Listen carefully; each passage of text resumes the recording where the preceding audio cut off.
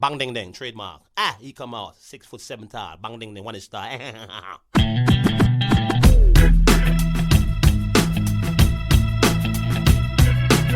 dong ding dong ding dong ding dong ding dong ding dong ding.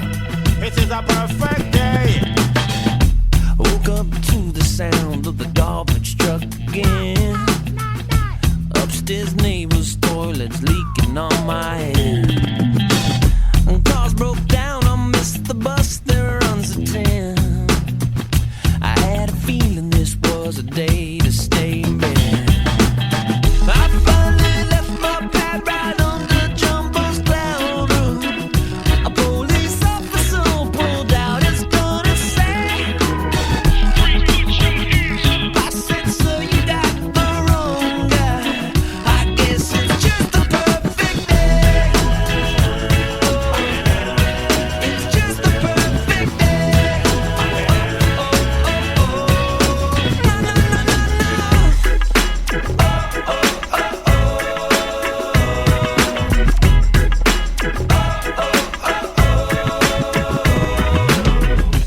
Hey everybody, welcome to another exciting episode of Eggs. This week we have Grant Aldrich. Grant founded OnlineDegree.com with a purpose-driven mission to make college more accessible and affordable for everyone.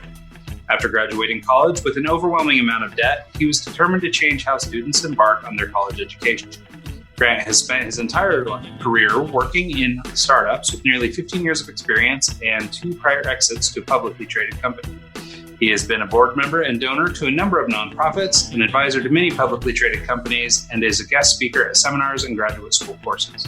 Graduated with honors from the University of California, Irvine in economics, and here to talk about all that and so much more is our special guest, Grant Aldrich. How are you, Grant? Yeah, I'm good. Thanks for having me, guys. Yeah, no problem. Of course. Yeah, thrilled to make the time to visit with you. How I hate that this has to be the opening question all the time, but in this era, the post-COVID epoch, we've been leading with how's it going? How are you holding up? Well, I've got 3 young children under 3.5, and so I like to joke that my life was sleepless and crazy before, and it still is. Yeah, that's been my biggest thing too. I work from home a lot of the time, and now I've got my wife and my 2 boys are here, and so I just joke that everything was great. I'm used to working home alone. The biggest problem are my new coworkers. So yeah, that's a good way to put that. Yeah, they're very demanding all the time. Yeah, no joke. Well, and I've got 2. They're both in school, so we've got that going on, and my wife teaches school too. So she's teaching and then managing both boys' educations and doing all that stuff while I sit in here and podcast with people. So it's a good time. So cool. Well, Grant, let's I guess kind of go back to the beginning. Let's talk a little bit about who you are, where you're from, and how you got into this line of work. Yeah, well, I guess we can go pretty far back, but I'm a serial entrepreneur. And I came into what I'm doing currently, basically after having a period of introspection and realizing that everything I'd done before was awful. I mean, to put it like mildly, and I say that because I'm trying to be as real as possible. In my prior life, I had started 2 startup companies in my early 20s out of college, and I realized only after the fact that it became the antithesis of everything I wanted. I always wanted freedom. And I always wanted to do something I cared about. And I picked, it was a great experience. I learned an incredible amount. I failed in so many ways that I learned so much after failing after all that period of time. And luckily, by just, I think sheer grace, I was able to get a positive outcome and get a couple exits at the end of that for myself, for the shareholders, for the other partners. And it ended well. But, even the worst thing that was about to happen was I was about to go on the same path. And I thought that, I've had, this kind of cathartic event. I got to go bigger, more, bigger company, more employees, all this stuff.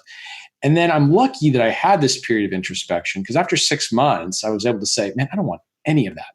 This is awful. I'm not happy. I didn't feel like I was free. I'm a father now, and I totally changed my priorities. And I didn't skip to work all day. In my prior life, I was working with pharmaceutical companies. And so There's nothing wrong with that, but you don't get excited to make pharmaceutical companies money, right? Like that's just Ryan. Yeah, I do a lot of work for health insurance providers. So I mean, it's not the same, but it's pretty darn close. Yeah, and you know what? And again, there's nothing wrong with that. It's totally good, and it's hard. It's hard to do it actually because you have to. I mean, man, so a testament to what you do because you have to navigate a very complex legal framework. It's competitive. There's all these things that make that part rewarding, right? Anything done well is rewarding. So I really got to just completely change and say I want to do it my way, and that's kind of where I'm at today. And that was with the start of onlinedegree.com. Correct. Yeah. How did you? I mean, like, did you just find the domain and like, okay, now I'm going to do education? I mean, why? How'd you get into this field?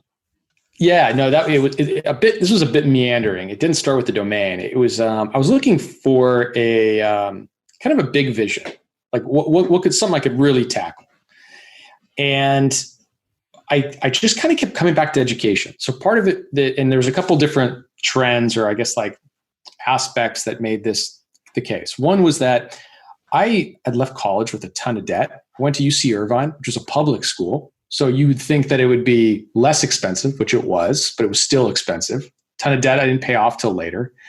And then I had, my whole family was, I came up in a family of educators. So it was always top of mind. Okay. So like, our dinner table conversations were always about education.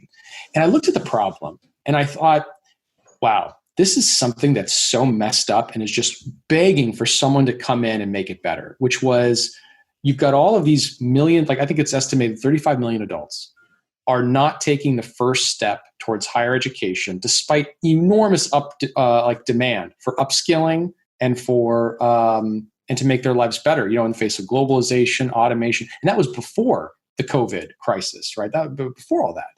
I said, I could do this, and so it was kind of partly the challenge. It was a big enough endeavor that kind of touched everyone that I knew it would be kind of like epic. And that's kind of how I got to it. And then the online degree domain was really just crazy negotiating. I negotiated for 3 months on that domain to finally get it. Yeah, that's great. So do you work specifically with the colleges, or do you come up with your own material and have your own programs? How does online degree work?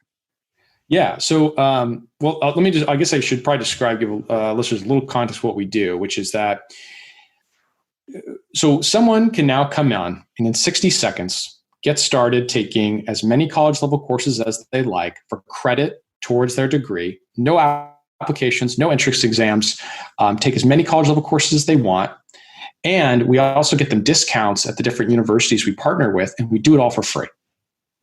And what's awesome about that is that really it's a modern alternative to the community college. Because I think all of us would agree, right? Before this, it was, the only way to save was, okay, maybe scholarships and community college. Community college is a terrible experience. It's not accessible. It's not online. You still have to get off work, and it's not cheap. You still spend a couple $1,000s a year on community college. I said, you know what? This is a government institution. It's not up to date in the times. We can create a far better platform that really focuses on the experience and make it better for everybody to help bridge them back to college. So that's the kind of the genesis. Yeah. I went to a community college, and I went for recording arts, and it's just I would go and I'd take the classes, and then they would send me home and have me work on Lynda and these other online platforms. And I'm like, well, after about a year and a half of doing it, I was, why am I going to college? I can learn it all on my own. I know what I need to learn. Essentially, all I was going for was to get that piece of paper, and I didn't end up getting the piece of paper anyways, because what's the point? I got what I needed to out of it, and I can learn what I need to on the side from there on. Do you, I guess what I'm saying is pretty much most of the information's there right now. Anything you want to learn, you can go and you can figure it out. You can go and most of the, pretty much anything you want is available online, and you can do it. How much is the piece of paper worth? Is it that important? Do you need it to succeed in life? I've been able to get by without it, but in your opinion, do you think the degree is worth it? Do you have to go that route, or can you take the Lynda approach or the team treehouse or the just the online courses that are available. I think you actually brought up two really cool points, which is one was like how awful that experience was at the community college, right? To kind of for that. But then two, is it necessary? And you're right. I think we live in such a fantastic time where all that information's out there for free. Yeah, you're right. If you wanted to go and learn how to do audio engineering, if you wanted to be a butcher, you can learn anything on YouTube or any on those platforms. And it's fantastic. I do that every day if I'm interested in something. We all do it. But what our platform is different is for the people who do want that degree. And here's the one reality is that, we have all of us, a bit of a network bias because we're entrepreneurs. We probably know a lot of other entrepreneurs, but most people aren't. And so you don't need necessarily a degree to be an entrepreneur. But when HR companies are surveyed, degrees are still probably, if not the top, one of the top factors in getting that job over in a competitive job market over somebody else. And so that's the issue is that, we still live in a world today where the degree is still king in the workforce. And I'm not even talking about the jobs that, are absolutely necessitate having a degree, like a teacher, accountant, right? Where you have to, there's a guild. I just mean like even you're out there getting for a job. It still is that important. But I think you're right. If you want to be, it's not for everybody. If you want to be an entrepreneur, you want to be a programmer, you can make a case that maybe you shouldn't go do it. But, I think you guys may have heard, right? Like a lot of big tech companies are no longer saying that a degree is a required component to get a job. Mm-hmm. But what they don't say though, if there's two candidates who are very close, they're going to take the one with the degree. I mean, it's an edge, and that's the problem. That's true. Well, and I think that's the thing is so many people, sort of try to flee or get around this idea of having to take education, but so much of it has to do with cost. So I think what's really interesting is, maybe your platform and the way that you work through this helps make school a little bit more affordable for people. Because I think that honestly, that's so much of the problem, right? I mean, most people don't want to accrue the debt. And, depending on the career path you choose, if you go and pay traditional fees at maybe a private college or something someplace, you end up paying so much money and accruing so much debt, and then you never make it back, or you make back, over 25 years in your career. I come from a family of educators too, and, they're constantly, recertifying and upgrading and, masters and PhDs and blah, blah, blah, all this stuff. And, whole life learning, whole life accruing debt and, making, an okay wage, but, not what you would want with PhD. No, you're totally right. And I think you nailed it on the head, which is that if you surveyed someone on the street, I think 99 out of 100 would say, like in a perfect world or in a vacuum, sure, I want a degree. But that you're right, that cost benefit, that ROI has been completely thrown off. Where now people are questioning, why should I do this? Because the cost, the accessibility, all these big factors that tip the scales, that kind of question, is it worth getting? Not do I want one, but is it worth pursuing? And you're right, that's really the goal, is to bring that back into balance. Because not just from an affordability, because it definitely has made it more affordable. I think, we could get it at 40% of what it is. It's a big chunk. It's the accessibility too. Like, so back to your point earlier was that, you had to leave work and go down there and to your community college, and then they sent you back home. Well, you can't do that. Like that's a tough thing if you've got kids or a job. And if you're in your, 30s or 40s, you really can't justify the cost and those first steps because you can't amortize that debt over a long period of life like you can when you're 18. So it's even more critical to have things that are far more accessible. And so when people come off the street, they know about online, but they don't realize there's lots of other ways it can be more accessible to fit your schedule. You can get there. It's an awareness thing. So with your platform, say I want to go back to school, I've got, 90% of my credits done and I want to just go and take the remaining classes. Are you accredited with most of the colleges and I can kind of finish up a degree I already have, or do I have to kind of start from scratch with your program to start getting a new one? No. So that I'll give you a better example. Because to your earlier question, which was, do we, how does it work with the university? So our courses were all developed in-house. And what happens is we've got these 15 courses that are, super interesting stuff. But they're all introductory. So they're made for someone to take that first step, not necessarily finish upper division. So first step, like for example, we've got a course, Intro to Programming, Intro to Robotics, History, really interesting, cool stuff. And then what happens is a lot of times people will come in, and what we do is we go out to these universities. We have articulation agreements we create where we map the courses to them, and we'll try to get discounts for the students as well. So let's say in that case, you come maybe not with 90% done, but let's say you've got a substantial portion done. You could come on our platform and probably find 2 or 3 courses that could still count towards your degree. So you get to knock that off, right, for free. And then take advantage of the degree, the discount that we have, so that when you do go to that other school to finish, it's at a serious discount. Interesting. What kind of discounts? Like I know that you can't get exact, but do you have like a ballpark amount of how much you're actually saving the clients? No, I can even tell you some of the exact amounts we get. So it varies with each university. So I'll give you an example. At the higher end, we've got schools that like University of Maryland, which is their state system, where they give us 25% off. That's a huge discount. Golden Gate University, 40%. And then we have a lot of schools that are around the 15 or 10% mark, right? Colorado State, I could go on and on and on. We have a lot of partners. And so you can kind of imagine that that's really the sweet spot. I would say on average, it'd be 10 or 15%. And you may say, well, that's not a huge amount, but it really is when you're talking about the expensive degrees. Because normally when you go in to pay for a degree, if you're smart about it, you can take some things at a community college, before, and maybe, get good, obviously a good government loan, and that's the best you're going to do. But now you can take free courses with us. You get a discount. You can also bring in other courses that you may have taken somewhere else. And now you're chipping away huge blocks or huge chunks of cost off that degree. Interesting. Yeah, it's super cool. So one of the things that you mentioned sort of at the top, and I'd like to maybe spend a little more time talking about, is sort of this idea of mission-driven entrepreneurship. So you mentioned having exited your prior companies, that when you did this, one of the big things you wanted to do was be able to chase down something that was passionate to you. And so you mentioned having grown up in a family of educators, and this seemed like a natural step. But I want to talk a little bit about the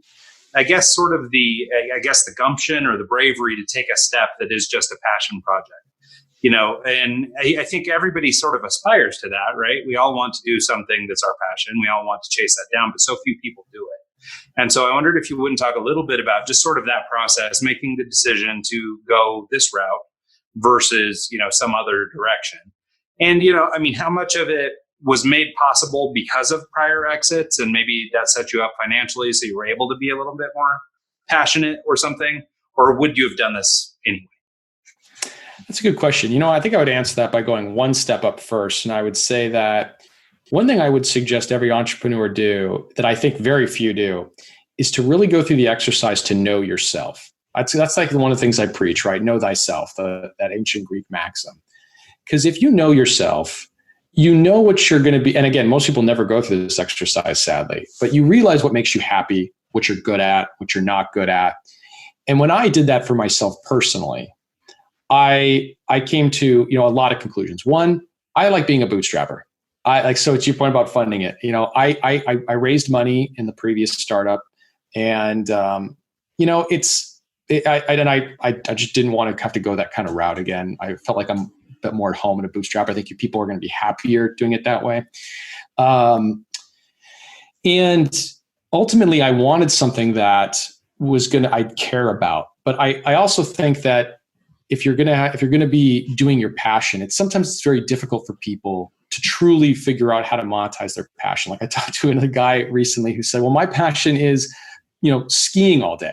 I said, yeah, that might be pretty hard to come up with a business that would allow you to do that.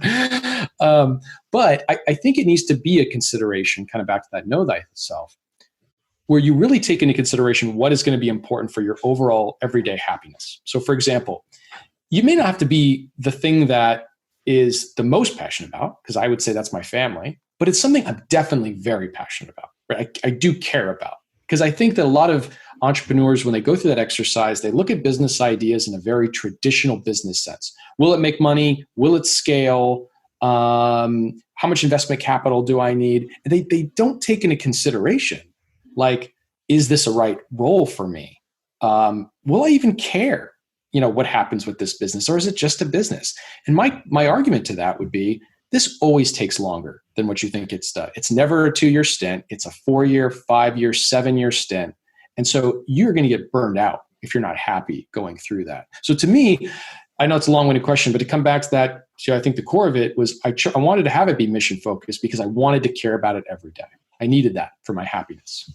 Yeah, that makes complete sense. I've actually been down the road where you start learning a topic or going into school and you burn out of that. The first class, I went in and was going to do real estate appraisal. Yeah. And about 2 weeks into it, I realized it's not my thing. And I'm glad I realized it then rather than 2 years down the road after I went through the whole program. Oh man, totally agreed. Yeah. Because that's the thing. If you don't like it, well then, but I mean, if you probably feel like you're kind of fortunate, right? Because if you'd been on the other side, if you raised money, did this big thing, all of a sudden you're locked in with a lot of people's expectations for a 4-year run. Oh, you'd be miserable. Yeah.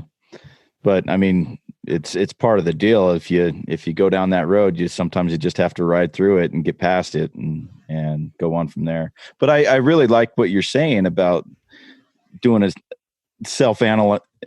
analyze yourself and figure out, am I really going to be happy in this route I'm going, and kind of base it off of that, because nothing worse than just getting into something and hating it. Well, it's interesting. One of the things that you brought up kind of made me think, and it made me wonder if the reason most people don't go after their passion isn't, because it's easy to say, I want to do my passion. I want to chase down my passion. But I wonder if it doesn't sort of hinge on what you're saying, is that most people don't even know what their passion is. Like, they don't know themselves well enough to do that. Because I'm just, being a little reflective right here while we're talking. And, I get really jacked up about things that I'm working on and different stuff like that. But I've never probably taken much of a time to really be, analytical or critical. And I wonder if, do you have any, did you use some kind of platform to do this? Did you just, meet a great monk at a coffee shop that helped you out? Or, like, how did you find yourself? I see you're out in Irvine, I know, hey, California guys are, but I wonder if maybe. Yeah, right. I'm just doing like, yoga all day. And, I wish there was a kind of an easy path to this, because you're right. I think does kind of come down to it, is that we never truly figure out who we are. Well, and the reason I love that know thyself was because I don't know if the listeners will get the background, but in ancient Greece, it was inscribed on the temple of Apollo, and which was the temple. Apollo was the god of wisdom. This was the temple of wisdom, and the idea was, how could you ever achieve like true knowledge if you didn't even know yourself? And that's fascinating to kind of think about that. Like, and that's something that almost all of us just completely neglect. So I don't think there is, I can't really, like, as you asked that question, it's a good question, nail down like a one easy thing I did, but I did have a traumatic event. I almost died swimming in Northern California. And I think that put me in a good mindset in addition to this. So after I sold the companies, I was out swimming. I shouldn't have been out there. It was a surf advisory. I'm an idiot. I shouldn't have been out there. And it was really rough. And I got caught. And I thought, I'm like, man, this is it. I'm done. And a really traumatic event. My wife was on the beach. It was just awful. And that also helped aid this fact where you kind of come with it with a fresh perspective. And you say to yourself, well, I'm not going to waste time. This is it. That could have been it. And like, I really have to figure out what I want to do to be happy every day. So I think part of it as a way to frame this is to have almost like an uncompromising attitude that you have to be happy every day. And if you think of it that way, you're not going to do a lot of these missteps that we normally will tolerate to become successful. Like, for example, you wouldn't create a business where you have to be have a lot of employees if you don't like being a manager. That's me. I'm a terrible manager. Terrible. I don't even like doing it. I'm terrible. I'm not good at it. So I knew I had to do something where I'm just not going to have that. And so I think that because of those things, that I put the happiness as a big factor, which again, as we all know as entrepreneurs, you never do. You never do. That helps kind of like guide you in all those decisions. Well, and I wonder too, so much of what people seem to chase down is a little bit of, living other people's lives or living what they think others might care about or whatever. And I think that takes us just one step further away from that sort of self-recognition and understanding what it is that we want, because we get so clouded with what everybody else wants that sometimes it's difficult to find your spot. So also, I think you make an interesting point. In your case, it was a life-threatening moment, but I guess the recovery equivalent would be rock bottom, right? This thing that you hit where you hit a low enough low that you can make a decision or that you can pivot. And I've been toying around with this idea a little bit that rock bottom doesn't have to mean rock bottom. Like, it doesn't have to mean the bottom of the thing. It just has to mean something that brings awareness to it. And not everybody, probably for the best, for the better, will have a life-threatening problem. Hopefully not anyway. Yeah. And so, but there has to be some sort of mental switch or some sort of something to find that moment, or to have that moment of clarity where you can pivot and start, looking down a path that seems more true, or will allow you to make a better judgment call.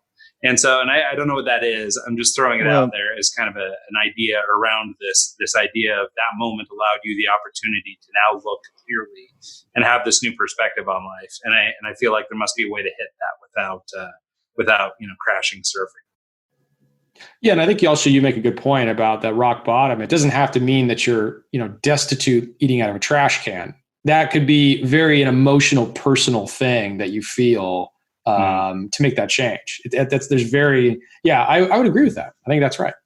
Well, and also you got to keep into consideration too that life is just a matter of course correcting as you go. I mean, like you look at the sailors back in the day, they would check their compass and the North Star, and they'd have 3 or 4 different ways to calculate their route. And you just have to step back occasionally and look where you're at and say, do I want to be here? Is this going to help my end game? Is this going to accomplish my goals? And set goals, and then go back and review and make sure you're doing what you're supposed to do. And one thing, Grant, I'm not sure, maybe you intentionally said it, maybe you didn't, but right at the top of the conversation, you mentioned having failed a lot and having learned a lot from that.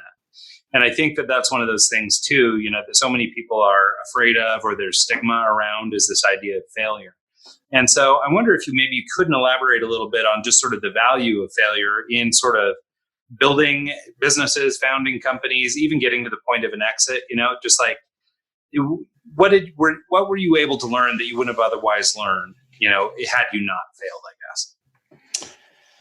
Yeah, that's a good question. I think that kind of what I've chosen to do now is a culmination of that failure. Because if I look back and I ask myself, what was the greatest failure of my early 20s or my 20s, my early 30s, because I'm almost 40 now, it would have been that I got off track. Just kind of back to your compass analogy, right? That I wasn't looking down at that compass. I just left the shore and never thought to do it. And what is that? And how does that manifest itself? Well, what it does was it made me unhappy, because my goal from the very beginning, even as a little kid, just to kind of take a step back, is that I always wanted freedom. And I didn't want money. Like the joke always was that if I made $1 million, I wouldn't know where to spend it. And that's still true. I have no idea. Like, because I don't care. Like, to me, it's just, I just want unfettered ability to do whatever I want. And so if you want that, and what I found in part of my early career was that I ironically became a slave in pursuit of that freedom. And because I looked at freedom being something you attain at the end of some long journey, as opposed to just living it every day. Mm-hmm. And now it's easy to say, right? As long as because like, obviously I was able to have enough food where I wasn't starving, and, you have to have a certain threshold, but that really is a true thing. And so when I look at those failures, I kind of look at the fact that I wasn't listening to myself. And I think that all stems from that. Because then when you get into like the business failures, we could talk for days. I could go over I could run I could talk for days on business failures I've reflected on, and like money that was poorly spent, bad decisions that I should have known better, how to trust, like not trusting certain vendors. All those things are great stories, but I think they're almost trivial in a sense to the greater happiness of like what you should be doing, if that makes any sense. No, I actually kind of lived that lifestyle. Like I've money's kind of second for me. granted, I chase it. I go after business opportunities when they come, but I've kind of, I've been a DJ for 20 years. I just kind of, I work in Lake Chelan because I like going to the lake and doing weddings there. And I like, I just kind of follow, what I like first, and then hopefully the money comes with it. And sometimes it doesn't. And that's when you go and you get a part-time job driving a truck just to, help out with that. But yeah. Well, I'll tell you what's really kind of cool about that. So when I was in my 20s and I started my first, one of the things I'm most thankful for, this is kind of also a little insightful, is when I was in my early 20s, just got out of college, started that new startup. We weren't making anything. Just it was bare bones for years, right? Because and I was willing, I think, to be miserable to do that because like you think you can sacrifice, and again, I think that was also being a bit of just a novice in the entrepreneurial world, not questioning, maybe is the business model wrong? Because it was, but regardless, it made me live a very meager lifestyle.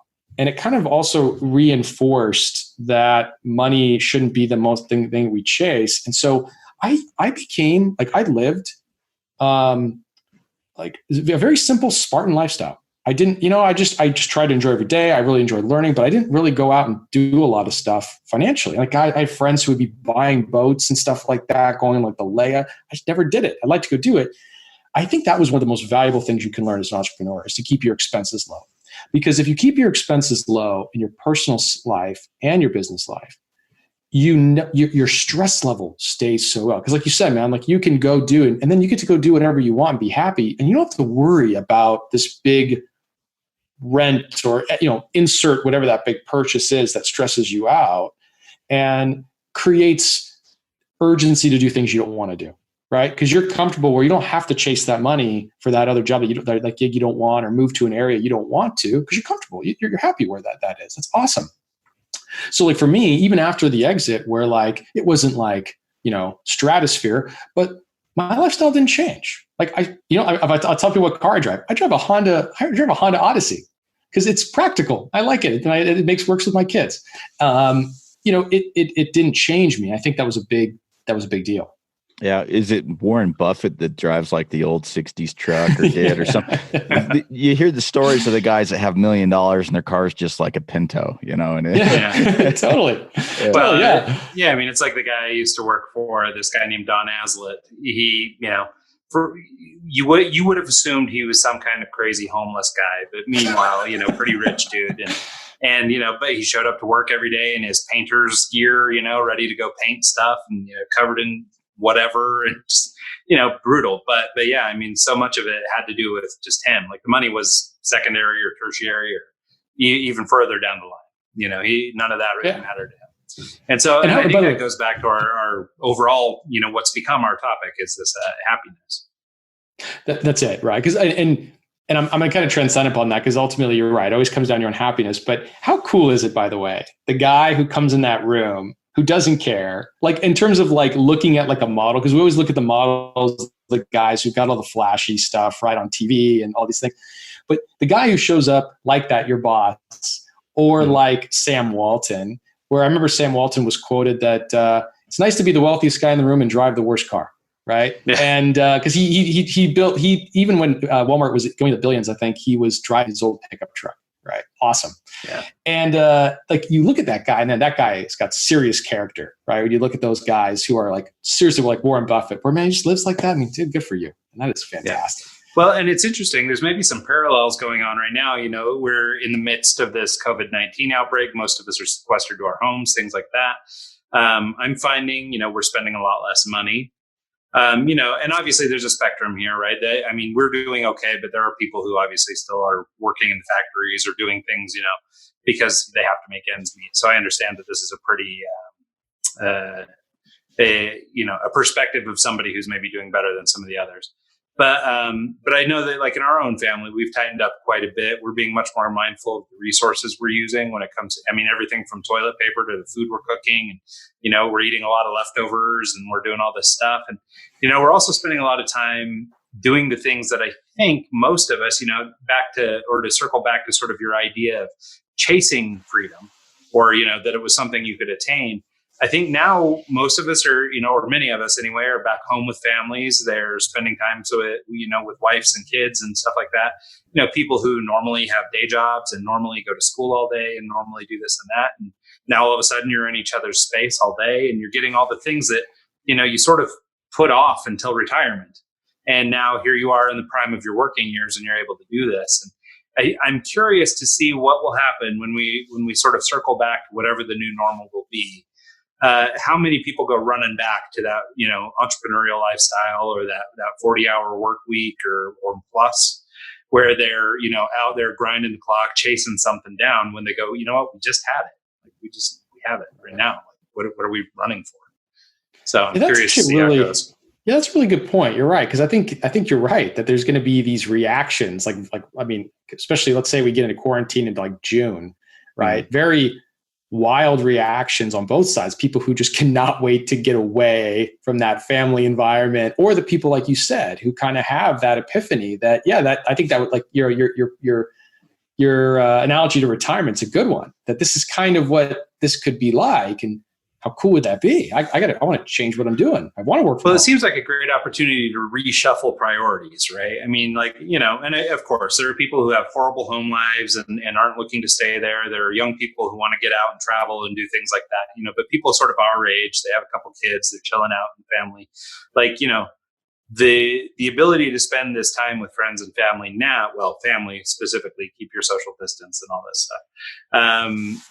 This opportunity to spend time with family is something that you work your 40-hour a week for, so that you can hang out with them on the weekend. Right. And, and now here you are, you're just working out all day together, and so, for good or for bad. I mean, there may be plenty of people that run back to their office, but I do think it's interesting, because it is one of those sort of things, like if you're putting together sort of a group of things to chase after, like freedom, financial independence, some of these other things that are sort of the common topics that people are chasing after, one of them is time with family. A lot of people really, aspire to that. And now that you're getting it sort of, at no cost, like, hey, you're forced, you have to go stay home. I'm curious to see what effects this has. I assume short term people will be maybe a little reticent or maybe a little more appreciative of what they have. Long term, I'm afraid we'll slip back into old habits and kind of get back to work. But nonetheless, I think it's an interesting time and, interesting observation that just, we're living these things and we're doing it with less expenditure, less time on the road, less everything. And, to your point about sort of being, I guess, a little bit, coming up a little more meager or not having, the business not making any money and you're having to kind of strap it, bootstrap from meal to meal or whatever is, I think that's a really good characteristic. And I think a lot of people are experiencing that now. So I think we'll find how much more we could have gone without or how much excess we have. Yeah, I think you're right. And, I think it'll actually come out of it. Well, I'm hoping would come out of it is that people kind of go through that introspection and are willing to defy common convention of what our lives are supposed to be like, right? Because, we can't deny that we're heavily influenced by the normal lifestyle. I'm going to call it normal, like kind of lifestyles that everybody leads. Like you said, 40 hours a week, we go to work, we spend the time with the weekend, with the family. That's normal. But we always think that if we're wealthy, we can transcend that. But you can transcend that right now and not be wealthy. Like, I'll give you an example. There's a family that I love watching on YouTube because I feel that they have a very similar philosophy to my own. If you guys go in, if you ever have any, go onto YouTube and type in Gridlessness is the channel, or it's called the Birkinshaw family. And this family is awesome. This family, this couple with their 4 daughters bought 20 acres in the Canadian wilderness for like 20 grand. And they live up there they're normal people. They're funny. They have a really nice life for them, but they just play full time. Because they don't really need that much money to survive. So they enjoy this rich life with their children, rich life doing all these projects, having a great time. And most of it's outdoors, but they do a lot of fun stuff that you would love to do. And they're just normal people, but they were able to have that, the philosophy and the idea that they could cut their expenses and knew what was going to make them happy. And they did it. And they're not millionaires. In fact, they're quite the opposite. It's incredible. I'd say check it out.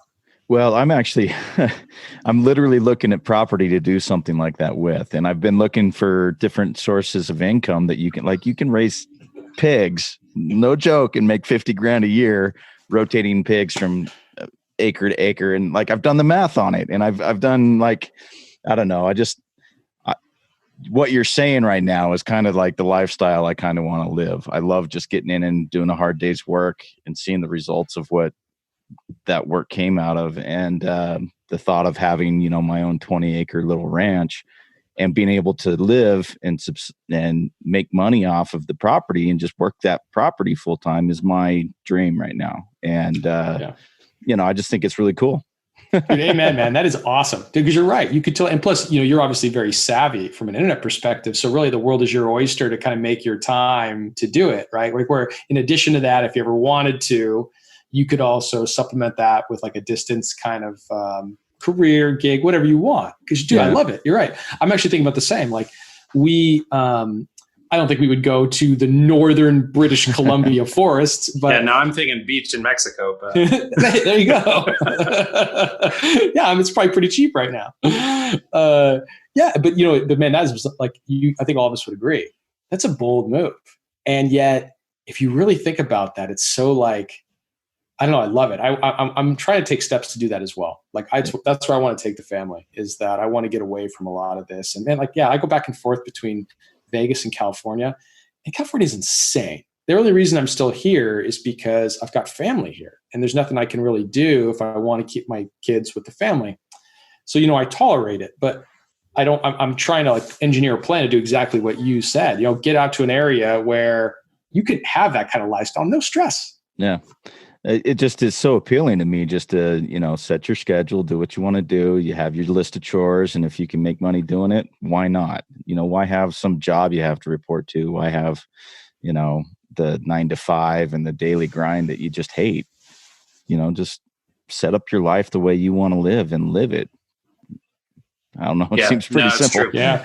Well, that takes courage. Yeah. I mean, of course, it's so easy to say that, right? It's the follow through that makes it tricky. But I think, it's like anything. I think if you're intentional about it, you can just about make anything happen. And, it's difficult to find that intention sometimes. And it is difficult to, overcome some of the challenges that may come up. But, so not to discount any of that. But I think that, you can just about make work anything you want to make work if you really care enough about it. Yeah. Well, the last little bit that we've been talking on the back of my mind is the last year I spent running that recording studio. I essentially created a job that I didn't really like, and we've. Yeah. So Grant, just to give you a little bit of background, so we're now doing this obviously remotely. Mike's up in Idaho. I'm down in Salt Lake City. For the last year and a half, we've had a studio here in Salt Lake City that we were running, and we had basically brokered a deal with the guy who owned the building. He set us up with a little spot, and we had tried to basically build an opportunity for Mike as an engineer to run a full blast podcast studio down here. Okay. And it was super sick. It was really cool. It was great to be able to just sit down and plop in and record and do your thing. It was great, but the emotional baggage is the stuff I think Mike's alluding to. And so, Mike, go ahead and finish your story, but I think it's a pursuit of happiness tale. 100%. Like you were talking about taking outside funding and taking, how this time around you're bootstrapping. And this time I was beholden to the landlord. I was doing all this other stuff. I was trying to generate work, and really, I didn't really, the thought was I went to school for recording arts to be a better DJ, but I got this degree that I, can manipulate audio and record and do all this stuff. And what a better time to do it for podcasting. And then you get into it and you realize I like podcasting, but I don't like doing it for other people. I like I like doing my thing. And, this random fitness podcast or this or whatever, it had its cool points, but essentially I created a job for myself. I had to be there for studio hours. I had to be there for this. I had to be there for that. And the stress that came along with doing it just left a really bad taste in my mouth. And I'm kind of at the point I'm at a pivot point right now. Like I closed this down. I'm doing lawn care right now to supplement my DJ income because COVID kind of knocked that into reality. And so now I'm at a point in my life where I'm like, I got to decide what I want to do. And I'm at a point where I'm going to go and take the path that I want and make my life, matter to me, and the rest will follow is kind of where I'm at. And I just, this conversation has kind of brought that to the forefront again, but it's been my thinking for the past little bit is I'm not gonna be working for someone else. I'm gonna be doing what I want to do. And Grant, in case it's not clear, Mike is a Rolling Stone. He doesn't work very well if you put him in a spot.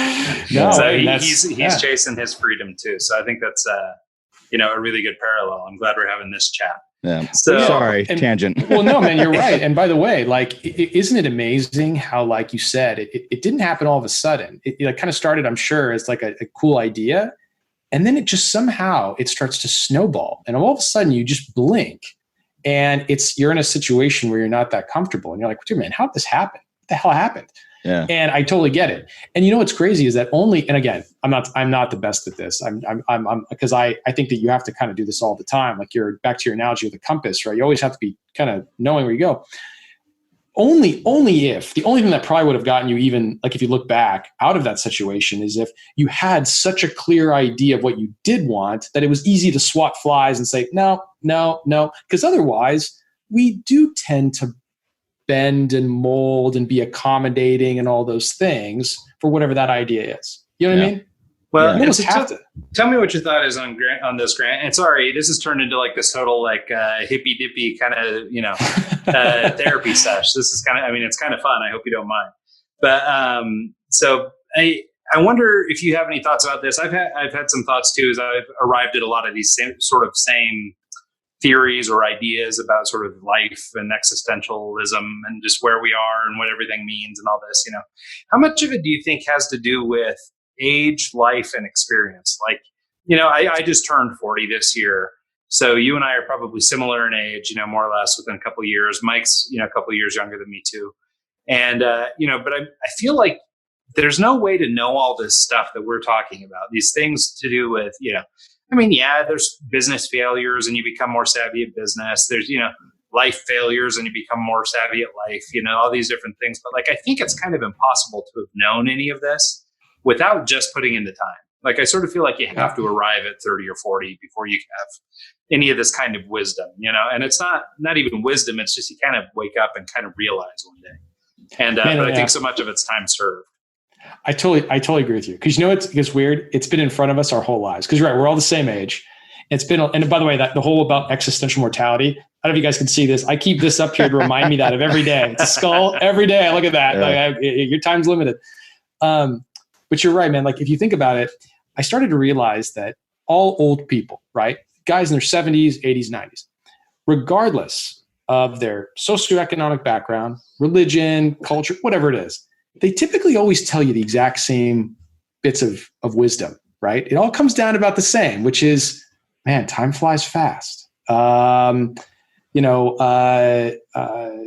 is important. These little nuggets that are like gold at the very end. And so to your point, we hear them our whole lives, but we don't pay attention.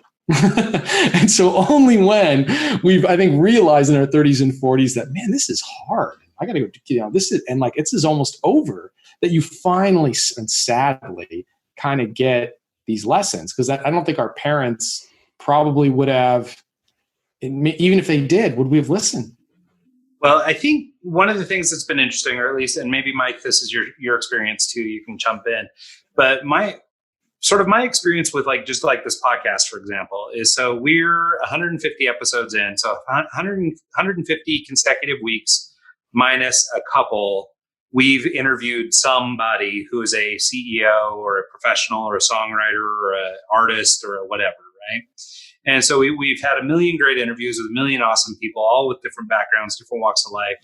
And, we have this conversation, right? We talk about these things and we arrive at a lot of these little, I don't know if they're moments of truth or little facts about life or whatever, but we find that there's a lot of similarity between people, right?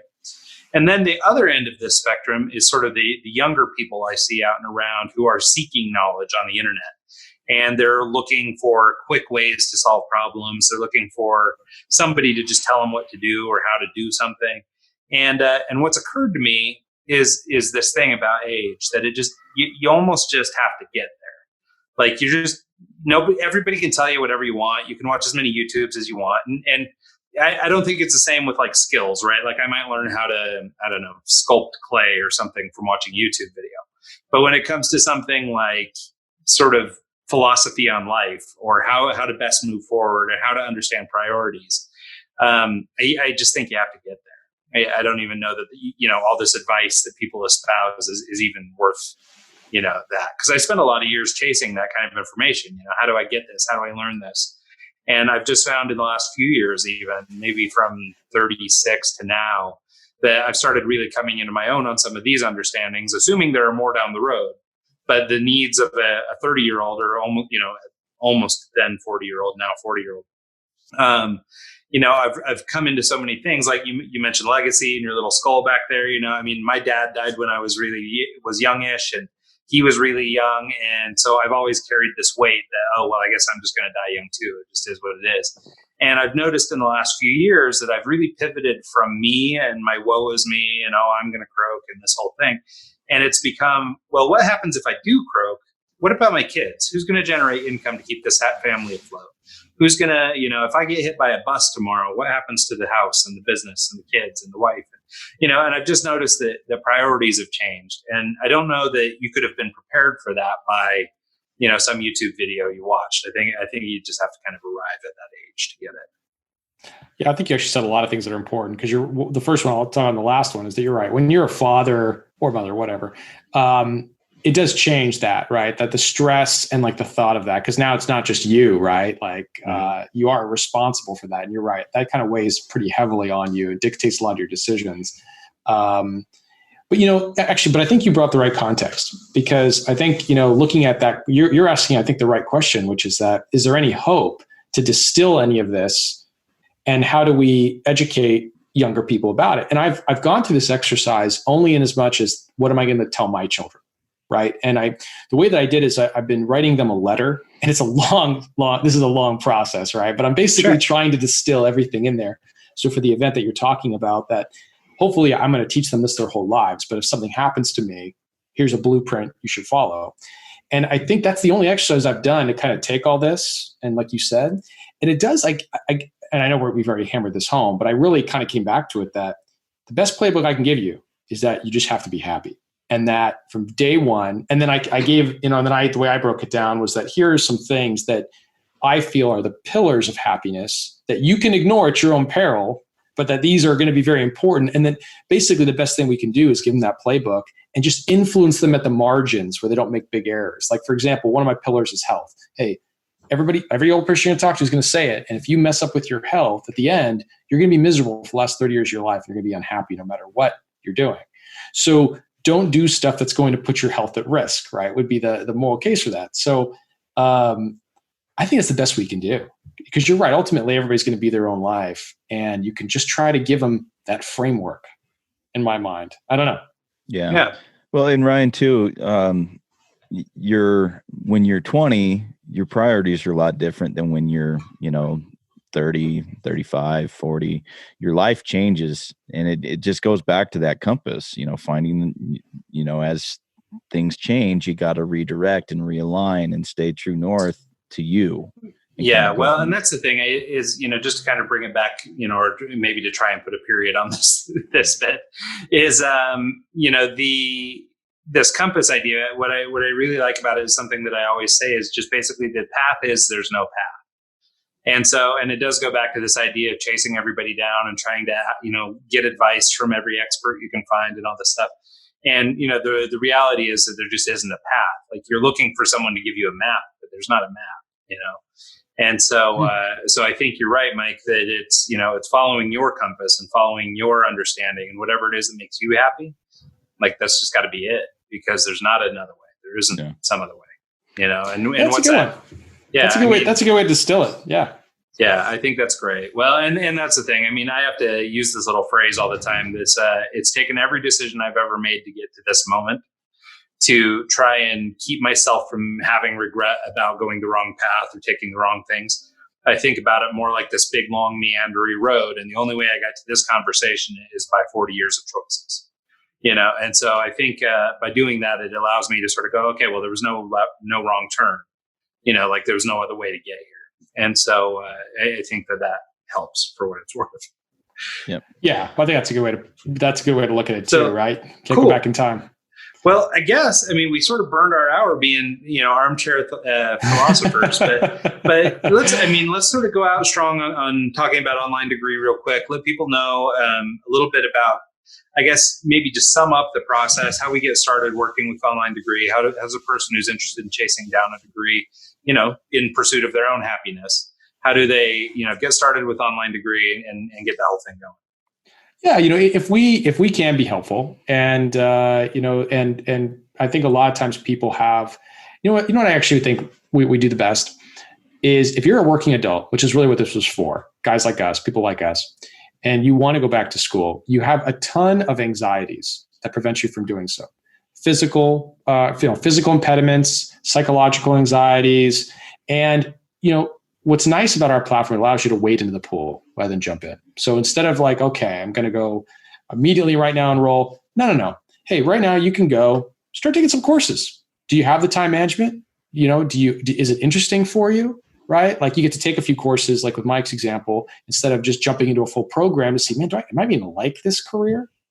You get to wade into the pool, low stress. Hey, you get a bad grade, doesn't matter. Right? Now, if you pass the course, great. It'll count towards your degree, but it's a low stress environment to try to see and take that first step to make your life better. And if we can play a part in that journey, awesome. And so, yeah, it's, obviously domains onlinedegree.com. You can follow the project. It's pretty cool. But again, if someone just wants to go learn something on YouTube, that's great too. I think our real positioning in the market is if you want to get is the degree is the goal and the outcome. That's where we can help. Well, and I think that's a good approach for that as well, because if your degree is essential to you, this is a good way to save money while doing it and getting it. 20%, that adds up when your total bill is 30, 40 grand. So makes a difference. So thanks for making the time for us. And Grant, really any parting shots or places where people can track you down online or just onlinedegree.com? Yeah, you can check out they can follow the project there. And then, I'm usually pretty big on active on LinkedIn. It's like the one social media I actually enjoy, right? Kind of following. Right. So if you go to LinkedIn, you can just search Grant Aldrich or onlinedegree.com. Grant, I'll be the only one that pops up. And go ahead and friend me on there. I'll keep in touch with whatever, the person's doing, vice versa. Cool. That's great. Well, thanks so much. Like Mike said, really appreciated the conversation. This is, a different direction than I anticipated going, but hopefully it wasn't too bad for you. I had some fun doing that. No, man, I really enjoyed the time. Thank you guys. So cool. Well, thanks so much, man. And thanks for everybody who downloads every week and for tuning in and listening. And we love you all and find your happiness. And we'll see y'all next time.